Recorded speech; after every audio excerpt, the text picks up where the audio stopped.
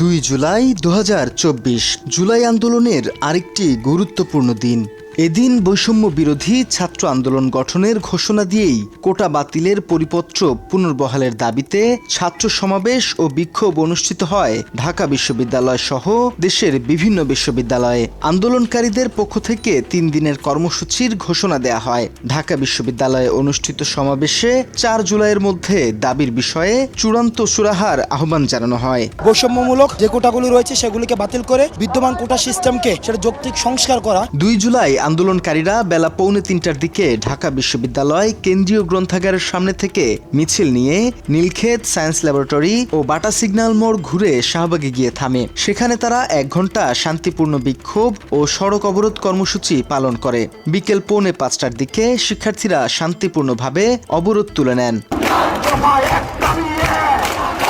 একই দিন বিকেলে জাহাঙ্গীরনগর বিশ্ববিদ্যালয়ের একদল শিক্ষার্থী ঢাকা আরিচা মহাসড়ক 20 মিনিটের জন্য অবরোধ করেন। বরিশাল বিশ্ববিদ্যালয় সহ দেশের বিভিন্ন উচ্চশিক্ষা প্রতিষ্ঠানের শিক্ষার্থীরা সড়ক ও মহাসড়ক অবরোধ কর্মসূচি পালন করে।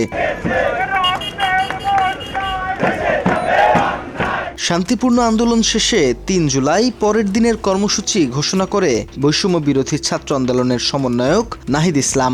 তিনি জানান, কেন্দ্রীয় গ্রন্থাগারের সামনে আবারও অবস্থান কর্মসূচি পালন করা হবে। রাজধানীর সকল কলেজ বিশ্ববিদ্যালয়ে একই ব্যানারে মিছিলে অংশগ্রহণ করার আহ্বান করা হয়।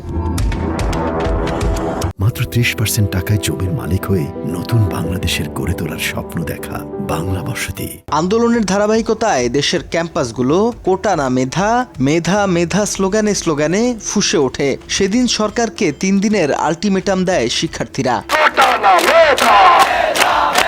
সরকারি চাকরিতে কোটা পুনর্বহালের বিরুদ্ধে শিক্ষার্থীদের আন্দোলন নতুন মাত্রা পায়। এই আন্দোলন ছড়িয়ে পড়ে দেশের সকল কলেজ বিশ্ববিদ্যালয় এবং মাদ্রাসাতে।